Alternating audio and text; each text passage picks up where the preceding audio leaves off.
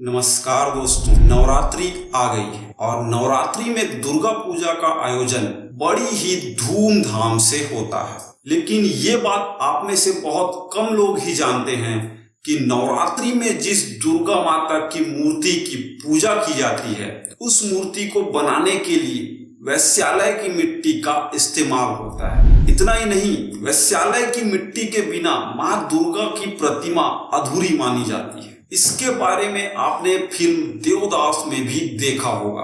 के आंगन की मिट्टी मिलाकर ही दुर्गा की मूर्ति उभरती है और ये मिट्टी तो कमजोर है। और इसका वर्णन पौराणिक लोक कथाओं में भी किया गया है। शारदा तिलकम और मंत्र महोदधि जैसे ग्रंथों में भी इसकी पुष्टि की गई है। इसके अनुसार माता दुर्गा की मूर्ति में 4 चीजें बहुत जरूरी है। पहली गंगा तट की मिट्टी, दूसरी गौमूत्र, तीसरी गोबर और चौथी वैश्यालय की मिट्टी या फिर ऐसे स्थान की मिट्टी जहां जाना निषेध हो। इन सभी को मिलाकर बनाई गई मूर्ति को ही पूर्ण मूर्ति माना जाता है। ऐसे में आज भी मां दुर्गा की मूर्ति बनाते समय सदियों पुरानी वो प्रथा आज भी मानी जाती है। ऐसे में कई लोगों के मन में ये सवाल उठता है कि जब हमारे समाज में वेश्यावृत्ति को अनैतिक और अधार्मिक माना गया है और देह व्यापार करने वालों को घृणा की दृष्टि से देखा जाता है, तो फिर इतने पवित्र अनुष्ठान में वैश्यालय की मिट्टी का इस्तेमाल क्यों होता है? चलिए मिलकर जानते हैं इस वीडियो में। शुरुआत करते हैं इस सवाल के साथ कि मूर्ति के लिए मिट्टी लाई कैसे जाती है। इसके लिए दोस्तों, पहले के समय में केवल मंदिर का पुजारी ही वैश्यालय के बाहर जाकर वैश्याओं से उनके आंगन की मिट्टी भीख में मांगते थे। लेकिन आजकल पुजारी के अलावा मूर्तिकार भी वैश्यालय से मिट्टी मांगने जाते हैं।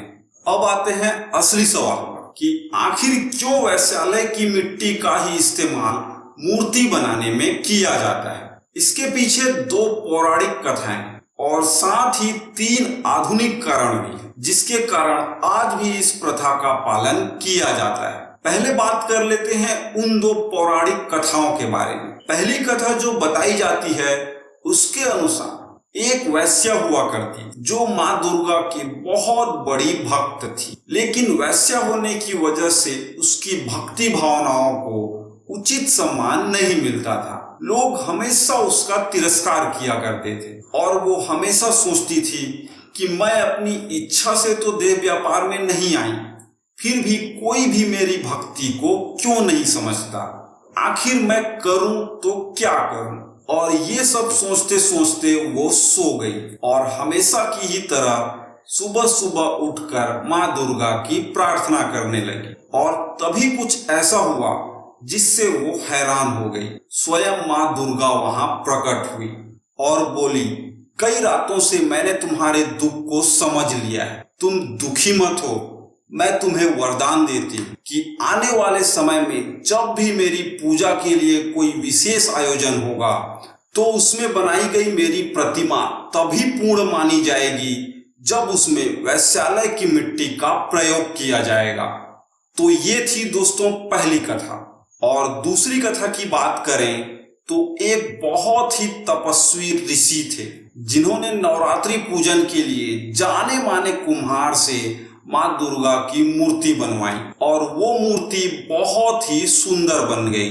तो उस पर ऋषि को घमंड होने लगा और वो घूम घूम कर उस प्रतिमा की हर जगह तारीफ करने लगे। लेकिन उसी रात को देवी उस ऋषि के सपने में आई और कहा कि मेरी नजर में घमंड की कोई इज्जत नहीं है। सच्ची श्रद्धा मन में होती है और उसका दिखावा नहीं किया जाता। और देवी ने बताया कि उन्हें इंसानियत और बलिदान चाहिए, क्योंकि इनके बिना आस्था खोखली होती है। ऋषि ने माँ दुर्गा से क्षमा मांगी और उनसे पूछा, हे देवी, अब मैं क्या करूं? तब देवी ने कहा कि शहर में रहने वाली तवायफों के कोठे से मिट्टी लाओ और कुम्हार से कहो कि इसे मिट्टी में मिलाकर मेरी नई प्रतिमा बनाए। तभी मैं उस प्रतिमा को इस लायक मानूंगी कि जब पुजारी इसमें प्राण प्रतिष्ठा करेगा तो मैं उसमें प्रवेश कर सकूं। जिन लोगों को समाज में तिरस्कार कर दिया जाता है, जिन्हें बुरा या पापी समझा जाता है, वे अपनी मर्जी से ऐसे नहीं होते, बल्कि जो लोग उनका शोषण करते हैं वे उन्हें ऐसा बनाते हैं। वे भी मेरे आशीष के हकदार हैं। इतना कहकर देवी गायब हो गई और ऋषि ने सुबह उठकर वही किया जो देवी ने कहा था। ये तो थी पौराणिक कथाएं। अब बात करते हैं बाकी कारणों के बारे में। इसमें पहला कारण ये कहती है कि जब कोई व्यक्ति वेश्यालय में जाता है तो वो अपनी पवित्रता द्वार पर ही छोड़ जाता है और भीतर प्रवेश करने से पूर्व उसके सभी अच्छे कर्म और शुद्धियां बाहर रह जाती हैं। इसके चलते वेश्यालय के आंगन की मिट्टी सबसे पवित्र हुई। इस कारण उसका प्रयोग माँ दुर्गा की मूर्ति के लिए किया जाता है। दूसरे कारण के तहत दोस्तों,